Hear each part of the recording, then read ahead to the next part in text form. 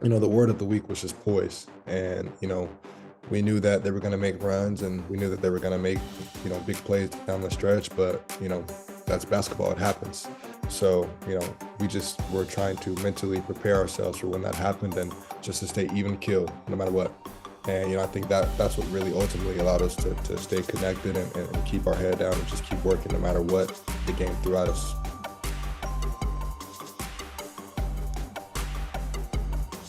How's it going, everyone? And welcome back for another episode of the Unofficial WCC Hoops podcast. I'm Zach Farmer.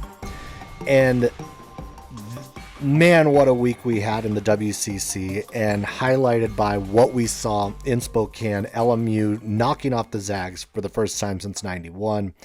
We'll get into a lot of that in this episode. We'll go through just how the game went down. Cam Shelton's going to stop by, the LMU guard. We'll talk to him about where the Lions are right now, how the season has gone so far, obviously the upset and how everything went down that night last Thursday. We're also going to have Craig Pintens, the LMU athletic director, stop by. He wrote an article a couple weeks ago that went into the expansion of the NCAA Tournament, so we're going to talk to him about that, obviously, as well as the Gonzaga game and everything that's kind of going on in there, and then also kind of big picture, the changes in college athletics since he actually took over at LMU in 2018. Obviously, there's a lot to kind of go over in there. And then also, I'll get into kind of like my big four of the week. So we'll go over kind of like just the big four things that happened over the last week I think that you really need to kind of keep an eye on moving forward. And then, of course, we'll go over games of the week and that sort of thing. It's a little bit of a light week on the big matchups in the WCC, but we'll start to touch on that. And with that, we're going to start with the game of the week that was last week, and that was LMU at Gonzaga. And I don't think there's any overstating how big of a win this was for the LMU program. This was a win 30 years in the making, maybe a few seasons in the making, depending on how you want to look at it. Stan Johnson, in his third season at the helm, is able to get a win at Gonzaga. LMU hadn't done that since 91. No one not named St. Mary's or BYU had won in Spokane since 2007. So it's been a long time coming for the rest of the league. So this was a huge, huge step in the right direction for that program. Not enough can be said about how they went about getting it done. I mean, you looked in the first half of this game, and I was a little concerned early on. There was a lot of turnovers that put them down early against the Zags. I think they went down by 8 there in the first half, but then they were able to climb back in as they started to clean up the turnovers and really start to climb back in. I said last week that rebounding was going to be a huge key for the Lions, and that's exactly what it was. They got huge contributions from Michael Graham. They got contributions from the center, Asanza. You had, this is one thing, they really threw Drew Timme off early in this first half of this game. And while we all know that that's not always going to hold, you're not going to be able to hold Drew Timme down the entire game, LMU got to see that a lot in the first half, and I think that really kind of gave LMU that confidence, because every time it seemed that Gonzaga was going to push, LMU pushed back. Every time Gonzaga hit a shot that was going to put them back in the ball game, LMU fired back. And we talk about the contributions on the rebounding. Defensive effort was great. This was a team that played St. Mary's really tough just a couple of weeks ago, and I thought that was a really good test of how just tough this LMU team was. And they got physical with Gonzaga early. They stayed physical with Gonzaga throughout the game, and that really set the tone in that one. They kept the Kennel club really out of this game for the most part. The crowd was not a huge factor in this one, and that is not easy to do. That is a hard thing to go up into Spokane and contain the crowd, let alone contain the Zags themselves. And really, as you talk about as I go over the little things that they did well, obviously the defense was there. The intensity was there. They jumped on the Zags pretty quickly. The big men played really well. But every time they needed a shot, every time they needed a bucket, it was Cam Shelton. Every time they needed a big play, Cam Shelton. Down the stretch, over and over and over again, they needed a shot, and Cam Shelton delivered. And he had a couple of really good games kind of leading up into this one. He actually had a really solid game at St. Mary's, despite the fact that was a game that they still lost by double digits. But LMU hung around, and Cam Shelton was a big part of the reason that they hung around in that game. And this LMU team, as we're seeing, is just very different from the team we saw a year ago. The offense has opened up. They're playing tougher defense. Like they have a deeper roster than they did a year ago. You got to look up and down this roster, from Justin Arns to Kelly Laupepe to Chance Stevens to obviously we'll mention Cam Shelton, but like there's so many guys up and down this team. Jalen Anderson, another huge contributor in that game against Gonzaga. This is a dangerous LMU team, and we've seen it throughout the course of the non-conference, and we're starting to see that come to fruition in WCC play. Yes, they've still had some setbacks here and there, but they're learning from those mistakes, and they're learning how to improve upon where they were at the beginning of the year. And I think that's what's really exciting about seeing what LMU is doing right now. Long way to go in conference play. We're only about at the midway point. And I think right now they're right at that 4th, 5th slot in the standings. And there's a lot of jumbled teams right there in the middle. I think that between 3rd and 9th is all separated by 2 games. So there's a lot of work still to be done for every team in the conference. But getting the Gonzaga game on the road is a huge step in the right direction for LMU. And I think, and looking at the other side, after that game, looking at that game, even thinking about the weeks leading up, there has been this question of what is wrong with Gonzaga? Gonzaga has been neck and neck with teams in the conference that they normally just run away from for a few weeks now. They went down to the wire with USF. They went down to the wire with Santa Clara. They went down to the wire with BYU. They went down to the wire with LMU. They went down to the wire with Pacific, really, just on Saturday.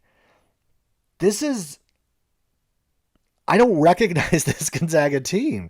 This is a Gonzaga team that clearly does not have the defensive intensity on a play-in, play-out, night-in, night-out basis. And this is a huge part of why they are not playing to what the level of what we have grown accustomed to with the Zags.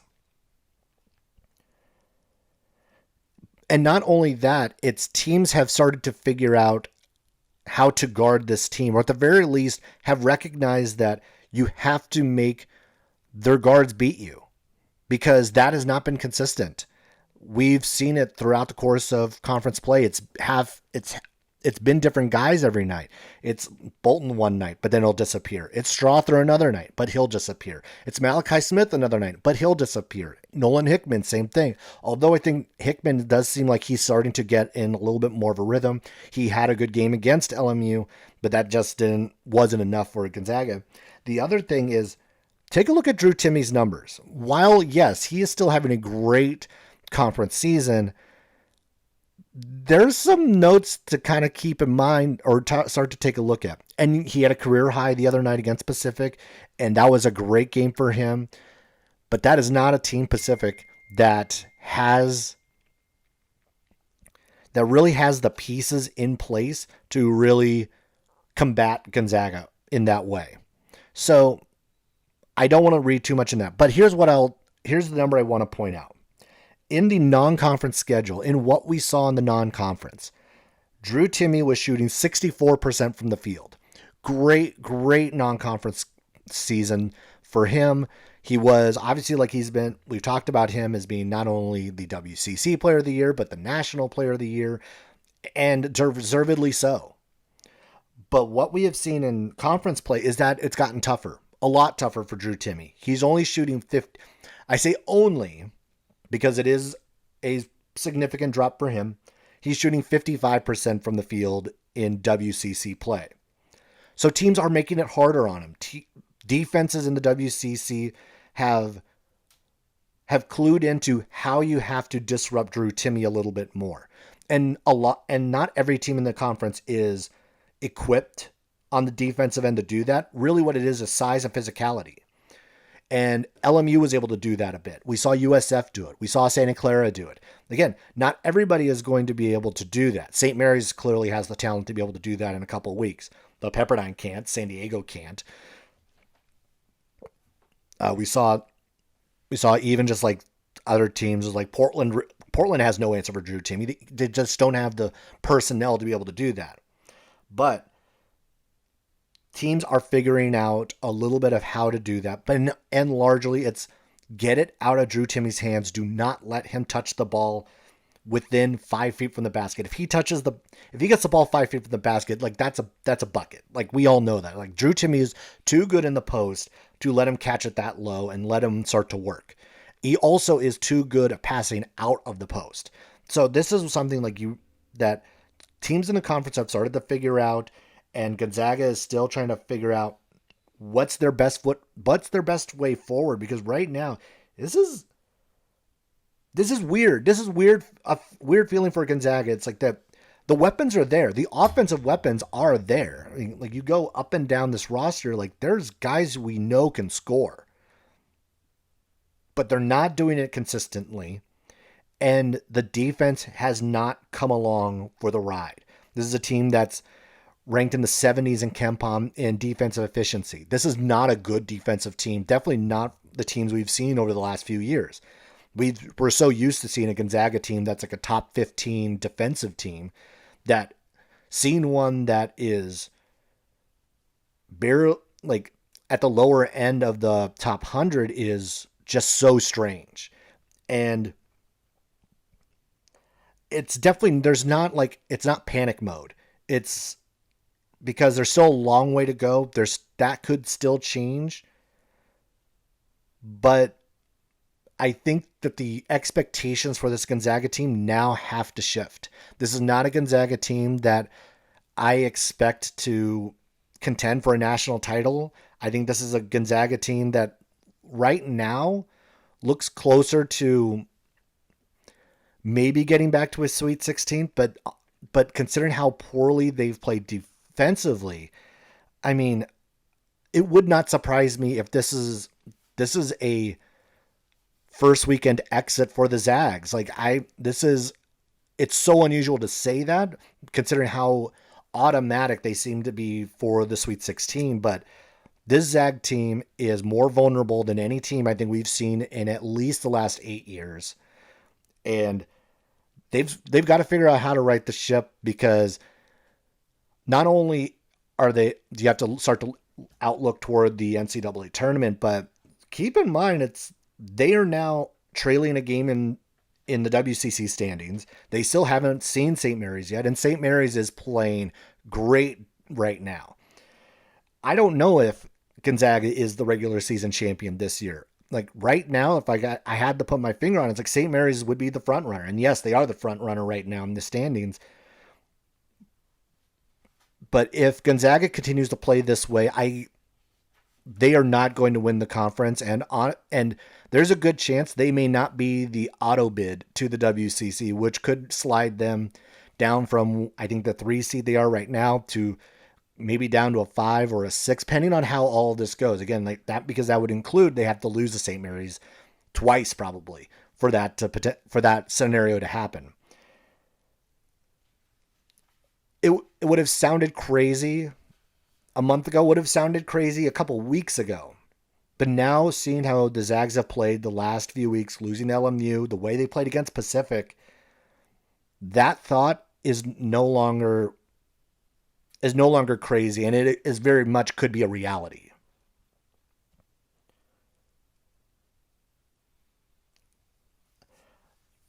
All right, and before we get to my big four things, we're going to go ahead and talk to Cam Shelton and get his thoughts on just the game, where the Lions are right now, and really get his thoughts on what the Lions need to do to really make some noise here in the WCC moving forward. All right, I'm going to bring on Cam Shelton, one of the guards from Loyola Marymount.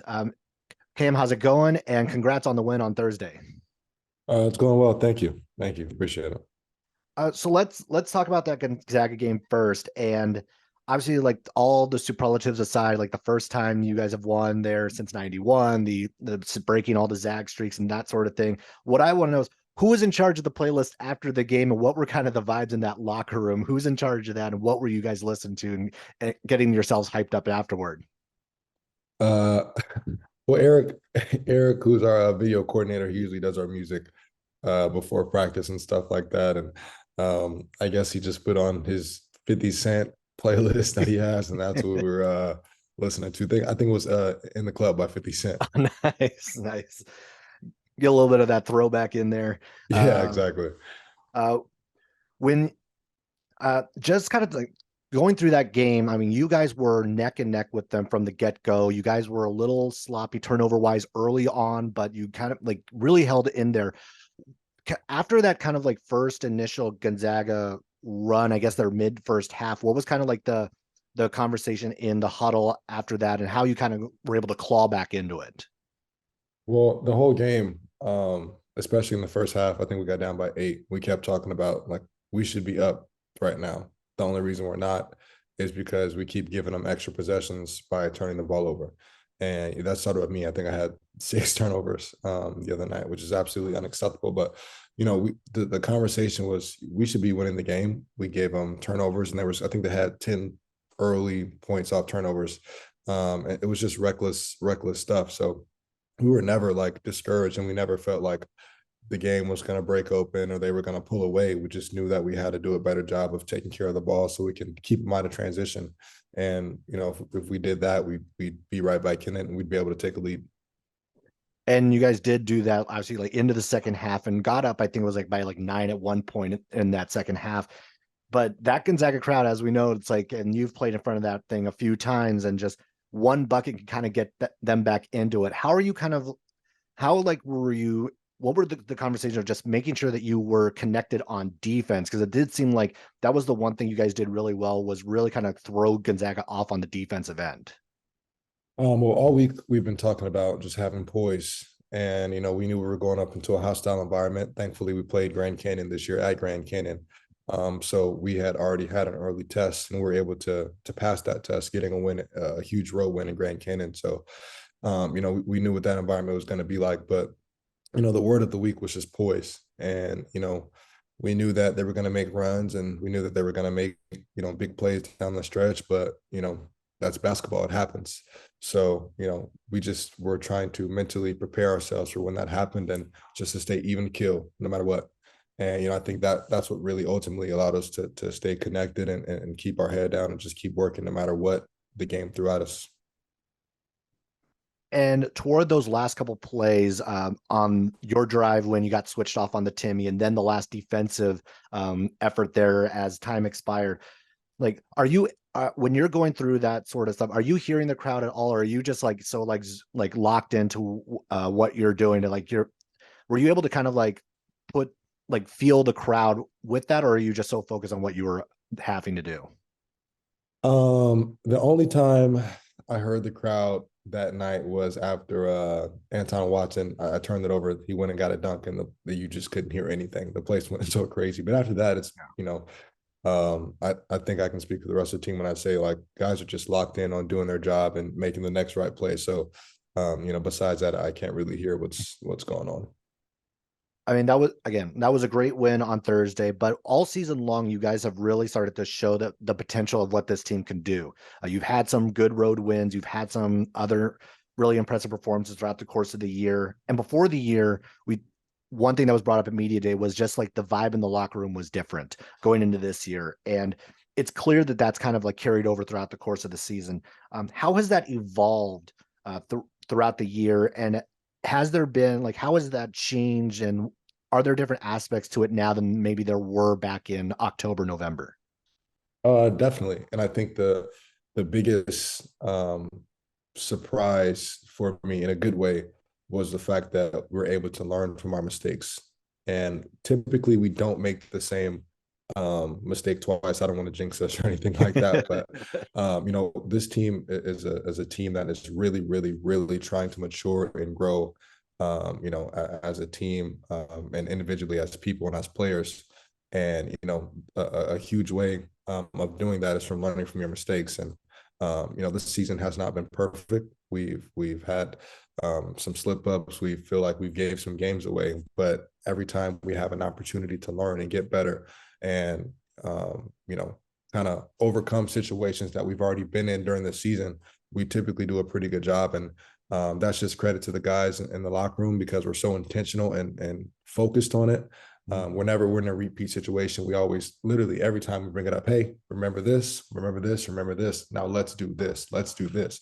And that kind of talk is to me so rare. I mean, I've been in college 5 years now. It feels like forever, but this is the first team I've been on where we've been so intentional about learning from our mistakes and growing and trying to continuously get better and elevate as the season goes on. So that's probably been my biggest surprise and the biggest difference, and something that I didn't anticipate going to the year. Yeah. And you also added a lot of new pieces in that offseason, and we started to see just like it seems like every night there's someone else who steps up. Just kind of talk about like how like the new guys have gelled. I mean, like you can kind of like go through the list of guys who have really kind of like been those guys who were like Jalen Anderson the other night. Also, Michael Graham stepped up huge the other night, like Chance Stevens, like Arns, Asanya. Like you've had just a chorus of guys who have come in and stepped up. Just kind of talk about like just what seems like just the depth of this team and how it's played out so far. Well, what I love is that we have so many different sorts of players. And so, every game is different, obviously. Other teams are gonna, try to do different things to take us out of what we're doing offensively and defensively. But we have so many different types of players, and everyone's so capable of making big plays and making big shots and getting big stops and stuff like that, that no matter what the other team does, we have a guy for that. Yeah. So, I'm so grateful for our depth. I think we have an incredible, backcourt and wing position. I think our wings are actually our strength, the strength of our team. I think we have four of them. Justin Arns, who can shoot the absolute lights out. Alex Merkvalaze, who's so dynamic, strong, big. He can get downhill, can shoot the ball. Quan, the same thing. Quan's a great defender as well. And then we have Lamash Lewis, who's a great defender, rebounder, does all the little stuff. And so when you have four guys at that wing position who can just come in and disrupt the game, and we have a lot of guys that can play different spots as well. And then with the additions of Mike and Rick, who have been just huge for us. I mean, we had eight, 9 blocks the other night, which is incredible. And I think that was one of the huge differences in the game, just taking Timmy out of his stuff. But like I said, we have so many different sorts of guys, and that is a credit to the staff and the hard work that they did in recruiting and getting those guys to campus. And throughout the course of this season, one of the things that has stood out to everybody else is just the steps that you personally have made to improve your game. How different has it been for you, and like how in the way you're reading the game now as opposed to maybe a year ago or maybe earlier in the summer, and what has kind of gone into like your prep and the changes that you've made to be able to perform the way you have been so far this year? This offseason, the coaches did a good job of spending time with me and being available for me to watch film and just break down pretty much everything I did last year. And they also did a good job of showing me, guys that I should be trying to model my game after to have a successful year this year. And we just spent a lot of time in the film room. And, not only that, we watched our stuff, but we went on the court and then we practiced the stuff we watched. So there would be carryover during the year. And the game was just slowing down for me right now. And, obviously I've played a lot of minutes and I've seen a lot of different situations, but, I just think the biggest thing was that the coaches were willing to spend so much time with me and help me get better and, have the game slow down for me so I could, slow down when I'm making my reads and just be ultra comfortable out there so that I know that no matter what the defense does, we and I have a solution for it. And, that's probably been the biggest difference in my style of play. Well, I'll say, like, I mean, we've noticed the huge difference. You have been one of the best players in the leagues to this point. So I do want to say, like, we're all noticing how much better you have been so far this year, and the work is paying off. So I just want to kind of wrap it up and just ask, I guess, as you've kind of gone through, I don't know if you've had a chance to kind of, like, you've talked a little bit about how, like, this is maybe like the most, like, connected group that you've been with, of, like, just Mhm. what do you think, like, for the rest of conference season, that do you think that this team can still either work on, or what's something that's going to be a key moving forward as you play through the rest of WCC? I just think continuing to stay poised. That's something that has absolutely helped us, especially the past two games. When you're having a season like we're having, you're never as good as you think, but you're never as bad as you think. And just staying even keeled and trying to continue to do the next right thing. In this case, it would be getting back to work on Monday and just hitting it hard and preparing for a really good Portland team coming in on Thursday. And I'm just excited for us to grow and learn and continue to stay even keel and consistent and just face new challenges with a grateful heart, because at the end of the day, this is a blessing to be doing what we're doing. I mean, we're playing college basketball. There's millions and millions of people across the world who would love to be in our position. So just approaching every situation knowing it's a blessing and that no matter what, we're going to be okay. As long as we continue to be about the right stuff and do the right thing and have a pure mind and a clear heart. So I'm excited to see what we do. All right. Thanks, Cam, for hopping on. I'm sure we'll catch up down the road, and I definitely will at least see you in Vegas. Yeah, that was good. Thanks, Zach. LMU is definitely going to continue to be in this hunt. They're going to be in the mix. I want to thank Cam for stopping by one more time. This is going to be really fun to kind of see where LMU lands. Uh, I I think that they're just in a good spot right now, but we'll see how the rest of conference play plays out, because some teams are starting to get healthy, some teams are starting to play really well, some teams are starting to fall back into maybe some old bad habits that they had a year ago. So we'll see how that all plays out. And with that, we'll get into kind of like my big four things from the past week. And one of them kind of transitions from and segues from LMU and talking about these teams who are starting to come back up. And I'm going to bring up Portland. Portland did start WCC play in a bad way, but they have started to recover. They're getting healthy. They have now won 3 of the last 4.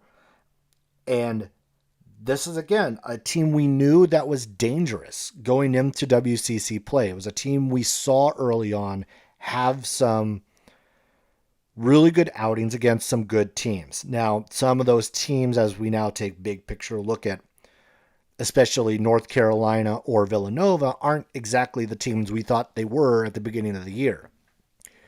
And to this point, neither has Portland. But we're starting, once Portland got Moses Wood back, it really has kind of reset things for this offense. It's really reset the way we thought they would play. This is a high-powered offense. This is one of the better shooting teams in the league. This is one of the deeper teams in the league.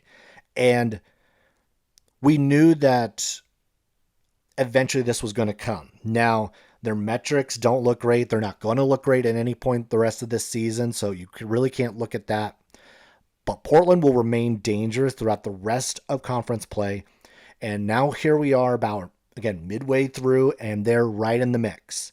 They're right in the middle with USF, Santa Clara, BYU. Pacific is still right there. So Portland got itself back into the mix. This could have gotten away from them just in the last week, and it hasn't. They've pulled themselves back up. They've gotten themselves back in. So big week for Portland. I do have one that's going to be a little on the rough side. But they've got LMU. They're on the road at LMU, which will be the second time they see them. Remember, they lost to LMU by 20 up at the Child Center. And then they head home for Gonzaga's. Again, like this is Gonzaga's. So this is Gonzaga's only game of the week, this coming game. And so you would think that the Zags are going to be more locked in to what's going to happen. But you know what? I thought that about Pacific, and that didn't happen. And Portland is a much better offensive team than Pacific is. And Pacific was able to score 90 on the Zags. So I'm not entirely sure how this is going to play out. And they did beat them by 42 just a week ago. So I don't expect them to beat them by 42 again. I expect this game to be a lot closer, but Portland really has to show something this week. I think they have to have a better showing against LMU, have to have a better showing against Gonzaga. I don't think they necessarily need to win these couple games because there's a lot of the softer part of the schedule still to come. They still have to see San Diego. They still have to see Pepperdine. So like there's still games left on the calendar that will help Portland start to climb back up into the rankings. Number 2, I'd be remiss if I did not talk about just how good St. Mary's has been this past week. They are now number 6 in the net. They've had 2 dominating wins, one against Pepperdine in Malibu, and then the other one against Santa Clara. And that game started off as a real dogfight. It looked like this was going to be like the rivalry game we thought this was going to play out to be. And then St. Mary's just turned on the defense and dominated the second half. And most impressive when you look at the 2 wins, and both of them are just have been defensive master classes, is what they've done to 2 of the best scorers in the WCC. Last Thursday, they held Max Lewis to all of 5 points, which was a season low, 2 for 9 from the field. And then 2 nights later, they get Brandon Pajemski, who we all know is one of the more dynamic scorers in the WCC, if not the most dynamic scorer in the WCC. And they held him to 7, which was tied his second lowest point total of the season, and only the 3rd time he's had less than 10. This St. Mary's team should be turning heads, and maybe it won't necessarily do it everywhere. I'm recording this before the top 25 are released on Monday, so I expect them to be in the top 25 this time around, based also on what teams have struggled in 20 through 25. This team should have been in the top 25 a long time ago. Everyone who has watched this team that I've talked to is like, this is a top 25 team. And I'm not talking just St. Mary's people or just like, WCC people talking it up. This has been clearly a top 25 team and showing that they're one of the best teams in the country for a while now. They've won 9 straight. This is a St. Mary's team that is just at every position, they just seem to be coming through with big plays, and everyone is so poised on this roster. I think like one of the things that we can talk about Mahaney or Logan Johnson, Dukas or whatnot. I think one of the guys who has really looked good the last few weeks has been Augustus Marshallonis. While he's not getting a ton of minutes and you don't really see it in the box score, he has been able to command the offense so much more, and we're starting to see that more and more of that trust with Randy Bennett in the way that we're starting to see a lot of 2 point guard sets with he and Mahaney. And that was a lot of what we saw in what you could kind of say was like the last the really successful years of St. Mary's basketball. When you think about like the 2 point guard sets, like we've seen the Joe Rayhan and Emmett Naar teams do this. We saw it with Kuzi and Jordan Ford. Like St. Mary's likes to run 2 point guard sets, and that's what we're starting to see a little bit more with like these second units or whatnot with Marshallonis, and then also adding Mahaney into that. So I think it goes without saying that like the St. Mary's team has not just been winning games, they've been dominating games in the WCC. Their average victories by 21 points in WCC play. The only close one has really been the game against Santa Clara at Santa Clara. Every other game they've pulled away in the second half. So they only have one game this week. I think there's something to be said like this is the last. So this week is the last time they will go to Provo. And we know that Marriott Center crowd is going to be jacked. They're going to be ready for the last time that St. Mary's will go in as a member of as St. Mary's will go into that building with BYU as a member of the WCC. And this is a tough stretch for St. Mary's. They're going to be at BYU. Then the following week it's USF, Gonzaga, and then the following week they start with LMU and they're at Portland. It's another tough stretch, but we've already seen this team go through tough stretches and come out on the other side. Right now, this team clearly looks like the best team in the conference. They are in the driver's seat right now to win a regular season championship. They don't have to beat Gonzaga twice to do it either. With Gonzaga's loss to LMU, St. Mary's now can just beat Gonzaga once. So long as they take care of business against everybody else, they now sit in that driver's seat. And so St. Mary's has put itself in a really good position. They just continue to dominate teams left and right. This week is going to be a tough one at the Marriott Center. It's always a tough one at the Marriott Center. But if they play defense like they have all year long, I don't think they're going to have much of a problem against the Cougars.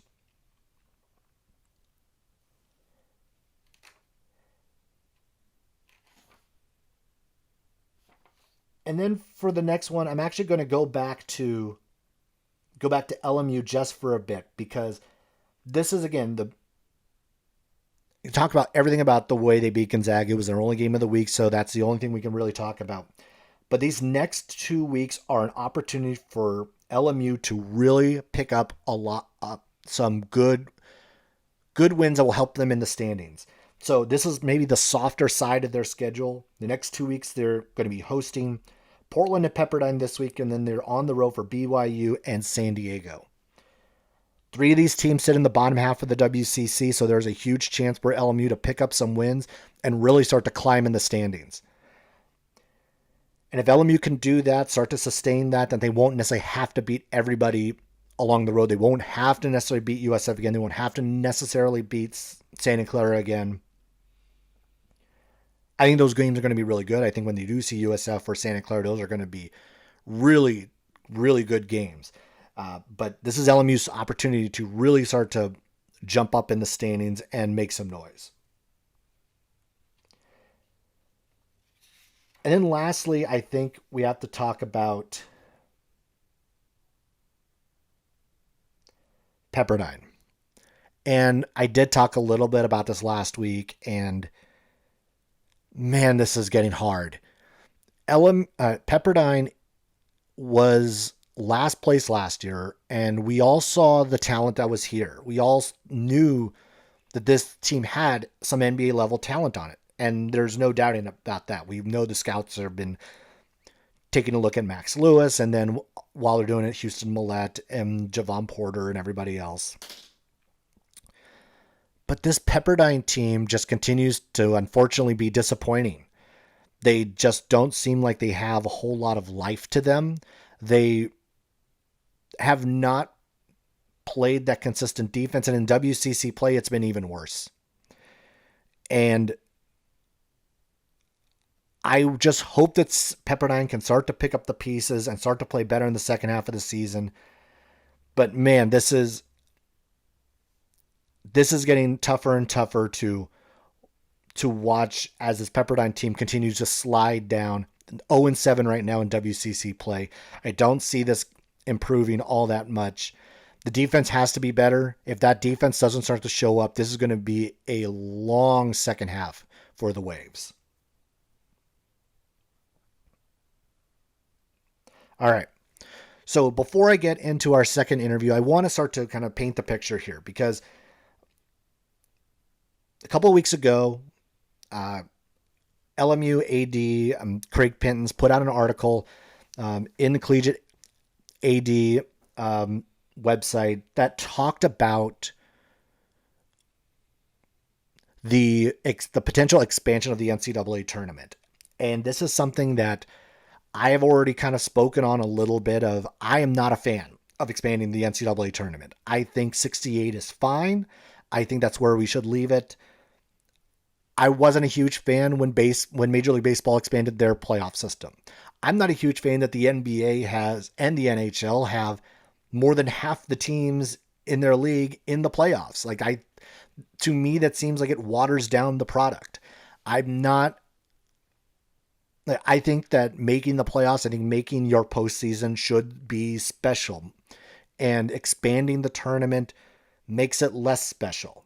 And so again, maybe this is just like me, the fan speaking of like, I like how it's formatted. I don't want to mess with it. And there are some interesting points that are brought up in the letter, as it talks about like expanding to a 96 game tournament. You leave the auto bids alone. They are an automatic into the 64 team field. You do like an at-large bid for the other 64. So you do 32 automatics, which are the conference champions, and then you do your 64 at-large bid. So just expanding that, which would include kind of like that NIT field. So you eliminate the NIT, which to an extent, like, you know what? I'm okay with eliminating the NIT. I think the only thing that was really exciting about the NIT was the possibility of being at Madison Square Garden. And it's a nice consolation prize, but then a lot of those games are also just at school sites and that sort of thing. And I'm like, that's kind of whatever. At least like coming from a fan of a team who has been in the NIT maybe too many times for my liking, that the NIT just feels blah. It is the not invited tournament. And that's what it feels like. And maybe including those teams into the NCAA tournament instead raises that level of excitement. Maybe. And so we go through just like the letter also talks about just the finances of the financial benefit of what we would be seeing, but then also maybe the potential benefits for the other mid-major conferences. If you looked at just last year's tournament, I believe it was that if you included go into 96, that an additional like 4 Atlantic 10 teams would have made it, an additional 3 WCC teams would have made it. And in this year's scenario, if you expanded the 96, maybe a little self-serving. And he doesn't, and Pintens does talk about this in the article, that it's a little self-serving because LMU would then be included in that conversation. So I think there's some good in here. I'm still not completely bought in. I think you leave the tournament alone. There's nothing wrong with the tournament as it is.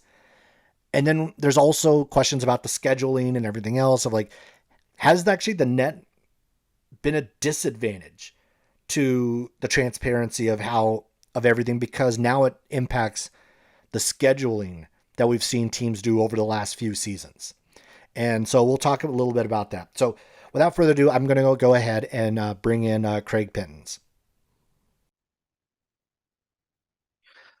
All right, I'm going to bring in Loyola Marymount Athletic Director Craig Pintens. He's been there since 2018, and I've got to ask, after the first win for the Lions in Spokane since 1991, how did he celebrate last night, and where were you in 1991? Well, yeah, that's a good question. You know, I got really wild, and on the way home from the game last night, I wasn't taking the charter back, and I did stop and get a shake to reward myself. You know, calories be damned at that point. So I celebrated with a shake. And in 1991, last time that happened, I was actually, I was in high school. Yeah, I was in high school at the time. So, I mean, just talk to me just like what it meant for, obviously it's a huge win for the program and everyone at LMU. First time in 3 decades that this has been able to happen. Talk to me about like what the vibe was in the locker room afterward. I've seen some of the videos, but just talk about all of what happened last night. Yeah, well, I think first and foremost, it's a great statement for the league. because I think one of the things that I'm not sure the rest of the country realizes is how deep this league is and how much better this league is from top to bottom. Right now we have 5 teams in the top 100 in the net, and the other teams, we don't have a glaring bottom that I think we've had maybe in the past, and obviously that's rotated teams through the years, and we've been included in that mix. So I'm not calling anybody out other than us at times as well. What was the vibe after the game? Obviously, when you win a game like that, it means a lot to us. There are all these superlatives that you read: first time since this, last time, Gonzaga lost, those kind of things, and that's fantastic. But what it really does for us is validate the belief, I think, that our president and the board of trustees have entrusted to really invest in our program, and certainly I'm just really happy for Stan and the team, because I know the hard work that they put in, and for them to get that type of breakthrough to build off of going forward is huge. It's huge for their program. It's huge for our athletic department, and obviously huge for our institution as well. And kind of talk about like just what sort of like confidence this builds for the men's basketball program. And like this, I mean, Stan Johnson has had 2 really good years, like kind of like right alongside like the off year last year, where this team was really banged up. It was trying to kind of find its way. Just kind of talk about like what this team has been able to do this year, especially considering just everything that kind of went wrong a year ago. Yeah. Well, I think, it was an interesting lesson, because I think we had a lot of expectations. Obviously, Stan's first year, that was the highest we had finished in pretty much every metric in the net/RPI since 1990. Now, again, it was a weird year with COVID and an unbalanced schedule and whatnot, but you still have to play the games that you're dealt, and we did a good job with that. Obviously, with the core of the team coming back last year, there were expectations. I think we were picked for 4th in the league. Obviously, we didn't finish there, and going into this year, we were under the radar. But the biggest difference we had is this team has tremendous chemistry, and we were really able to, in the portal, address the needs that we had. One of the things, I think, if you talk to Stan about it, that he really wanted to focus on is we needed to have a little bit better inside presence, and clearly that made a big difference in last night's game, but it's made a big difference all year with Rick and Mike. They've done a tremendous job, because it's allowed Kelly to slide back to the 4, and that's made a huge impact just in terms of how we operate. Obviously, Cam Shelton has been one of the best players in the league, one of the best players really in the country. If you look what he's done, we got the Northern Arizona version of Cam Shelton, but that's because of Cam and the work that he puts in, and then what our coaching staff has done with him and player development in the offseason. So there's a number of factors, but really, if I had to put one finger on it, this is Stan's team. And there's only one player on this roster at this point, Kelly Leapepe, who is from still left over. And so I think, when you're able as a coach to put a stamp on a team, you start to see what the vision is for the program. And I think, that was obviously well articulated last night, and we're very happy with the direction Stan has everything going. So with that, I'm going to transition to the article you wrote a couple weeks ago, where we're talking about the expansion of the NCAA tournament, which obviously would, at this stage, would potentially include an LMU in that field. And the recommendation did say that it should be 25% of the active D1 members should be eligible, assuming there's more than 200 programs, schools involved in the sport. So, and like many of us, I'm sure like that the idea at a certain point, it sounded like, oh, crazy, expanding the tournament, whatnot. What was it that kind of convinced you that this was a viable option and should be kind of the option going forward?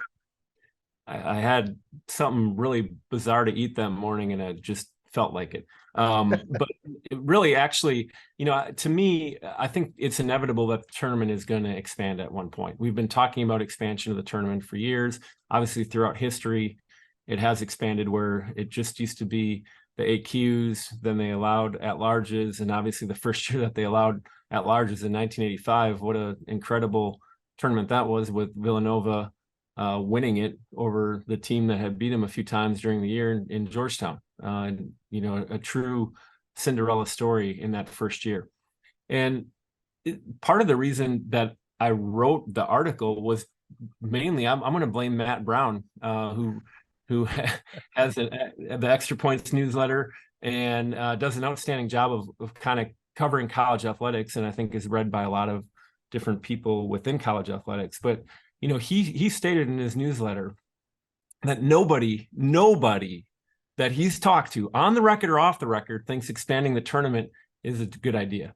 And I guess I took offense to that, and I thought, well, you know what? I'm going to go on record with my opinion, and certainly talked to a few people before I did that, and talked to Stan and asked him his thoughts as well. And really, the point of the article, I don't care if people agree with it or not, really. I just want to stimulate some discussion, because far too often in college athletics, and we're all guilty of this, we sit back and let members of the media or others speak for us on various topics, and we do ourselves a real disservice, because then we get our backs against the wall and we have to make a decision. So I'm just trying to be forward thinking and propose what I think is a good idea. I'm certainly open to whatever it ends up being. I just want to see our sport continue to grow, because when you're at a WCC school, you don't have football, and you're a Division I AAA school, college basketball, specifically men's college basketball, is the most important thing that we do in our department. And from a sport perspective, because it's the only sport that can generate revenue to support the rest of our other sports. And so we have to be very protective and try to do as much as we can to grow the game and to generate as much revenue as possible. There's obviously a lot of changes that are going to be occurring in college athletics, college basketball specifically, and we need to be able to address those. And so it was more or less, to be honest, Zach, an attempt to just stimulate some discussion. And I'm not I could be swayed. I think people that talk to me, and that doesn't mean that I don't have a strong position on various things. I'm willing to listen and hopefully find a solution. And as I was kind of going over the points and just the way this would look and everything else, I mean, a lot of it, I kind of I see the logistical ways it makes sense. So like the NIT kind of would be kind of like that second tier that would be kind of included. I am half concerned that some of those mid-major autos might disappear, because some of them may not qualify as the quote at large, because they might be, I don't know, 105 in the net or something like that, or a little lower. Especially when I think of some of those smaller leagues that are the one bid leagues. Yeah. But I know one of the bigger challenges, especially with that smaller field, is the scheduling. Kind of talk about what's one of the challenges, obviously, that mid-major programs especially have with the scheduling, because it does seem like, especially with the net, the development of the net over the last few years, you started to see conferences, especially the big Power Six conferences, really start to kind of focus really on playing each other, as opposed to taking those risky mid-majors on and putting them on the schedule. Yeah. And to me, that, as I think about it and I sit here today, part of the reason that I think the tournament should expand is exactly what we just talked about from a scheduling perspective. The worst place to be from a scheduling perspective is about where we are right now, and about where probably 3 or 4 of the teams, maybe 5 in the WCC reside. We have a really hard time getting games. And I think every coach says that, right? What does that exactly mean? And it's different for different schools, but for us, what it means is we can't even get, not that we want people to buy us, because that's not our scheduling philosophy, but we can't even get somebody to buy us at this point from a high. So if we wanted to truly play a quad 1 game on the road, where you typically somebody would pay you to do that, we can't get that game, let alone if we would entertain somebody playing a home and home, because they're not going to come to play us at our place, because we're in that weird middle ground of being between 75 and 150. And when you're trying to schedule college basketball games, and that's where the A10 and the WCC really struggle, and at times even the Mountain West to a certain extent, you have a hard time finding people that will play you. And that's why you see a lot of the Mountain West schools playing the WCC this year. It's almost the majority of the games for those teams in the middle. I mean, I forget how many Mountain West teams we played this year, but we played a ton, because those are really the only games we were able to get. And And that's really hard, because then you're also playing, you might mix in a Big West here and there. And the way the net is set up, you're incentivized to play some either really, really bad teams or really, really good teams. And you don't want to play the middle teams. And that is a real struggle for a lot of the teams in the league. Now, I think, thankfully, obviously, St. Mary's doesn't at this point. They still struggle at times, I think, to schedule, but they've done a tremendous job. If you look at how they've scheduled the last few years, and it's a different philosophy, but they've done a tremendous job, which is why they have a top 10 net right now, because their schedule is well done. And I think that's the hard part about this too, because you're also trying to balance games that fans want, and fans don't understand. Last year when we opened up against Chattanooga, that was an incredible game. That was a really good game. But to try to sell that to a fan base who's not quite there from a following of college basketball yet, they don't get that was a really good game. So scheduling is hard. I mean, it is, and I think everybody says that, but what does it mean for us? We have a hard time getting games, and especially in a league where you only play 16 league games, you have to schedule 2 extra games that other conferences don't have to do. I mean, that's one of the, I will say that I think there is the casual fan is not going to know that, like, yeah, right, the Chattanooga is really good, or the North Texases of the world are really good programs, especially like barely, probably most people on the West Coast haven't even heard of North Texas. No, at all. McCaslin's doing an amazing job there. I mean, they've had a great program, and that was those are the kind of games you try to find. You want to try to find those type of games. But see, therein lies the issue, right? Like, a good game for us right now would be to try to get a home and home with North Texas. We can't get a home and home with the bottom of the Pac-12 because they don't want to get beat, and we don't want to. The top of the Pac-12 thinks it's preposterous that they would go on the road somewhere, even though it would actually benefit them from a quad perspective. So there's just it's a weird dynamic to kind of be in the space that we're in right now. And hopefully, again, if we continue to progress as a program, we're going to get better games where it's not viewed as a bad loss if somebody loses to us. Yeah, and I think the WCC, and we've seen it over the last couple of years, just like the profile of the league, I think has increased, has gotten better. And it's not just the Gonzagas and the St. Mary's. Obviously, it's like really the middle tier of the league has really kind of like stepped up, and even the bottom, like as unfortunate as Pepperdine's conference season has been so far, we know like that team has a ton of talent on it. They have some pros. Yeah, they're really good, and clearly, I mean, even you look at their net as of today, they haven't won a conference game, and their net hasn't moved that much. And that's a testament to the league.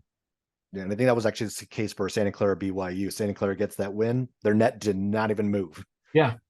And to that point, the Zags lost last night, and they didn't really move, which is that's a good thing. We're in a healthier spot as a league when those kind of things happen, because that is a calling card of the better leagues, is when you lose a league game, it's not the end of the world. It's not the end of your resume. I mean, so when it comes to this scheduling, one of the ideas that kind of always stuck in my mind, because I know like the scheduling can be such a difficult component to it.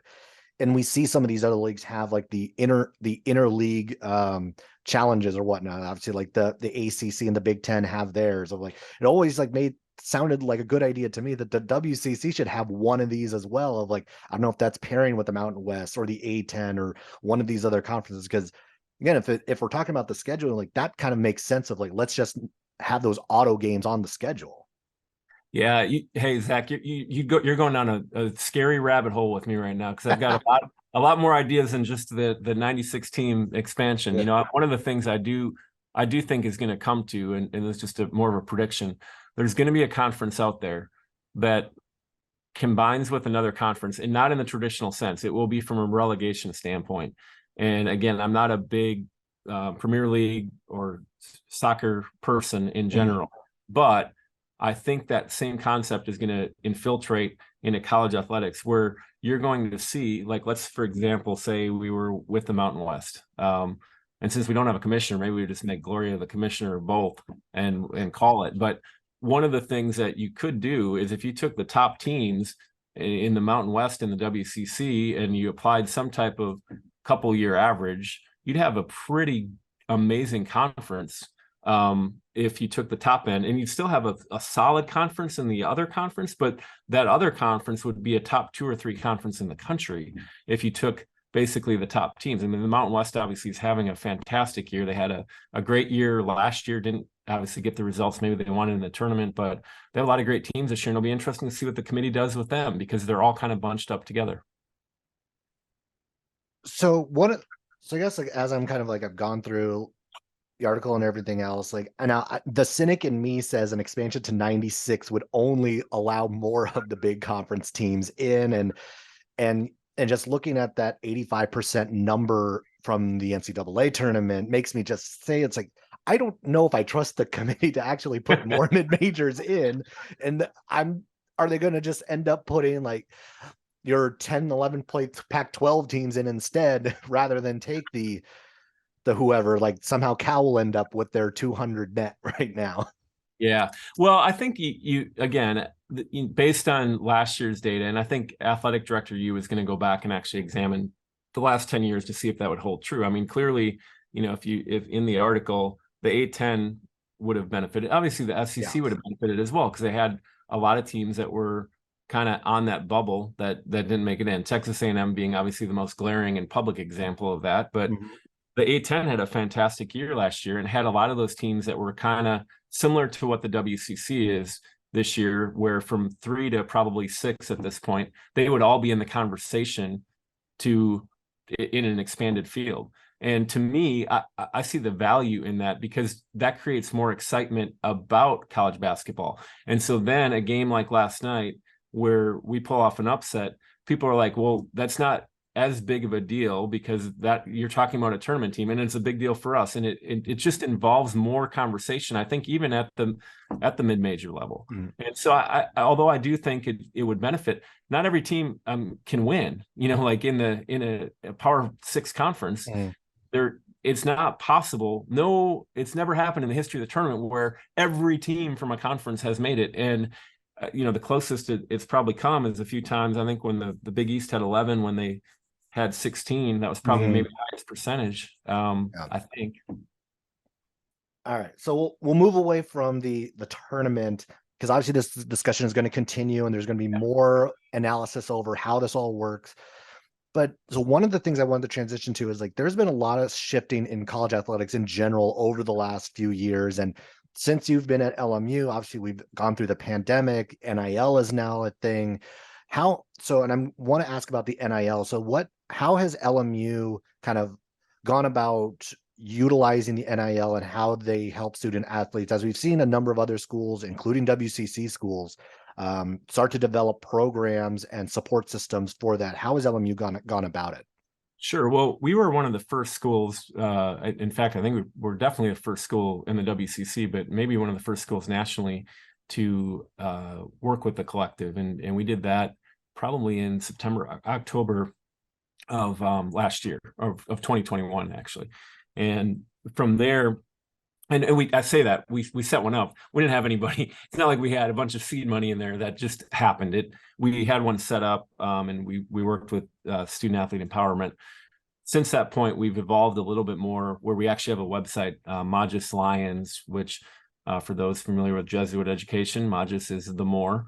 And so Magis is MAGIS Lions.com. And if you go there, that'll give information on our collective. And we have a nice amount in there right now, and certainly can benefit any of our programs, not just our men's basketball program. But what it's created is an interesting push and pull within college athletics and fundraising, right? Because one of the things that is really important is NIL. One of the things that's going to continue to always remain important is fundraising, to make sure that your programs are funded correctly, that you have adequate facilities, that you're able to pay coaches, any of those other things that might come from fundraising. And so I think if you're able to do both, great. But NIL is going to be really interesting, because the biggest issue that a lot of donors have is the not having the tax benefits that come with just giving money to an NIL. And that's probably the number one obstacle that I think any donor has at this point. To me, and maybe I shouldn't be saying this, but I'll just say it. it would just be a lot easier if we just evolve to where it's going to go in terms of NIL. And, pay for play is an entirely different topic, but NIL, just let the schools have a more active involvement in it, because you look at what has happened in some of the headlines recently with football, and it's a cautionary tale for what could easily happen or probably will happen after the year in basketball. I mean, yeah, I mean, because it's kind of still like a little bit of the frontier, and it's a little bit of the Wild West to an extent, as like obviously individual universities still trying to figure it out, and the NCAA still trying to figure it out. There's going to be some pitfalls and everything else. Now, I'm definitely one who was like, I was all for the NIL right from the get-go. Like that, I think, some of the student athletes, you think about like just some of the big college stars that have been over the last decade, and obviously in conference, it's like the one, Drew Timmy's kind of the huge example of it right now. And I think he's even actually said it on his podcast or something, that he makes more through the NIL having stayed than he would have actually if he'd gone pro. Which is, I think, just a sign just like how the potential that there is to actually kind of like through those programs and what NIL could be. And it might actually keep more athletes actually around in college and I think that would be good for like the depth of the sport and everything else, to keep some of those big names around for longer. Yeah, no, I think the upside to NIL, and again, growing up on the external side of college athletics and specifically marketing, I've always been a proponent of NIL, just because it was so restrictive on what we could do a lot of times at the institutional level. Yeah. And now to be able to have student athletes promote things and really provide the opportunities that all students have on campus, and where I think people get lost because the collectives are shiny, and it's certainly can be a significant dollar figure if you believe what people say, which I think you have to you have to put a discount rate on whatever numbers are being tossed about, because that's just the reality of the scenario without a true clearinghouse or reporting mechanism. But where the biggest benefit has been is student athletes being allowed to be ambassadors for brands. And it might not be a huge dollar figure, but it might be product, or it might be a nominal dollar figure. And those are things that students in general, even when I went to school, were able to take advantage of through ambassador programs. And so I'm thankful on that level. Now, that's not going to move the needle in men's basketball recruiting at this point, clearly, but for all of our sports, it's such a positive development. All right, and before we let you go, before I wrap it up, what's something that you're looking forward to? What's something like for the rest of this men's basketball season that you're just excited for? Obviously now, but almost maybe the big excitement was the fact that you got the Gonzaga win this year, but now it's like, it does seem like Vegas might be more open than it's ever been before. Yeah, well, look, I mean, the way the conference tournament is set up, you really need to get into the different tiers to receive the buys. And obviously, if you're in the top two, you get to rest until Monday. That's a pretty nice advantage for everybody that's in those top two. And obviously, historically, that's been two teams in this league. So realistically, you want to try to get in that 3-4 spot so that you don't play till Saturday, because it's really hard to, if you're coming from that 5 spot or beyond, it's pretty hard to try to win the tournament from that spot. So from a basketball perspective, obviously you want to win as much as you can to put yourself in the position. But for us, look, we want to continue to build. Hopefully last night was just a massive building block that we can go off of. And I know that's how our program feels. I know that's how Stan feels. That was his message to the team in the locker room after the game, is that we can't be satisfied. And I agree with them, and that's why he's going to continue to rack up some wins here. All right. Well, thanks, Craig, for hopping on. I'll be sure to catch up with you. I'll be down there in Vegas, so I'm sure I'll run into you there. But yeah, thanks for hopping on, and hopefully we'll get the chance to talk soon. It'd be great. Well, thank you, Zach, for everything that you do for the WCC. I know there's a lot of people in the league that tune in and listen. And we need more people like you. So if you can recruit other people, not to compete with you, but just to supplement what you're doing. Yeah.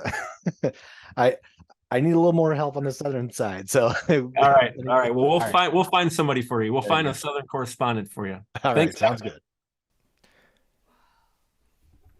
The conversation will continue about the NCAA tournament, the expansion, the transformation committee, and all of that. We have a long way to go on that conversation. At least I hope it's a long way to go. I want to know more of how this would actually work or what this would look like. I'm still on the side of you don't change it, but I do see at least some of the validity and the conversation to be had.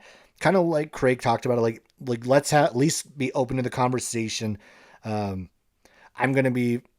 still firm on the 68 leave it alone side, but as we go, I think there are tweaks that can be made to that system in the way it is. Obviously, I think there are tweaks that can be made the way that teams are selected. I think that's another conversation that continues to be had. Like that seems like that's an every single year conversation. Which teams got in, which teams didn't. Why does Syracuse always seem to get in? I don't know. It always seems like mid-major gets snubbed. Let's give it to Syracuse. So that will just be continued conversation. All right. So I'm going to transition to looking at this week in the WCC. It's a pretty light slate. There's only 2 games on Thursday. The big one there is probably Portland at LMU. And then on Saturday, a lot of mismatches on top half, bottom half of the league. Pacific at Santa Clara, Gonzaga at Portland. USF is going to be heading down to San Diego. Pepperdine at LMU. So the SoCal rivalry will pick back up. And then the big one is St. Mary's at BYU. The Gales' last trip to Provo with BYU in the WCC. This has produced some of the better games in the WCC over the last decade. And this is, I think, going to meet a lot of that as well. I do think that this is a game that St. Mary's should be able to take. I think their defense is going to carry the day on this because BYU just does not have a whole lot of offensive options. And that's the thing I think is going to really hurt BYU in this matchup. That while we're starting to see a little bit more out of Jackson Robinson, we're starting to see a little bit more out of Gideon George. We're starting to see some spots here and there. Spencer Johnson has been solid since his return. But this is a St. Mary's team that just, you go 1 through 5, really 1 through 7. This is a defensive. There's no rest on defense. This team is just so solid top to bottom that this is going to be a really tough matchup. Now, BYU is also a really good defensive team as well. They've been top 30 most of the season on the defensive end, but their offense has just not come along with it. And that was something we knew going into the year, and it's pretty much carried forward. So I think that that's going to be that's the big game of the week. BYU hosting St. Mary's. This should be a game St. Mary's wins, but we saw BYU take Gonzaga to the limit just last week. So there is a chance that if BYU can play enough defense, and really, I think for them, it's the containing of Aiden Mahaney and probably Alex Dukas. If you can contain those two and make it difficult, and for Dukas, it's chase him off the 3-point line. For Mahaney, it's really just staying in front of him and don't try to cut underneath screens. You have to chase him down over the top of screens because that's what St. Mary's has been doing really well. And that's the way Mahaney has been reading defense as well as to this point. So I think if BYU is going to have a chance, that's what has to happen. If St. Mary's is going to pull this off, it's playing the defense you've been playing all year, dominate the glass, dominate the inside, which is going to be no easy task with Fus Traore down there in the middle. All right, with that, we'll go ahead and get out of here. Be sure to follow subscribe to the podcast on YouTube, share it with your friends on your favorite streaming platforms. Follow me on Twitter and TikTok at PostByZach. And with that, I'm Zach Farmer, and I will catch you later.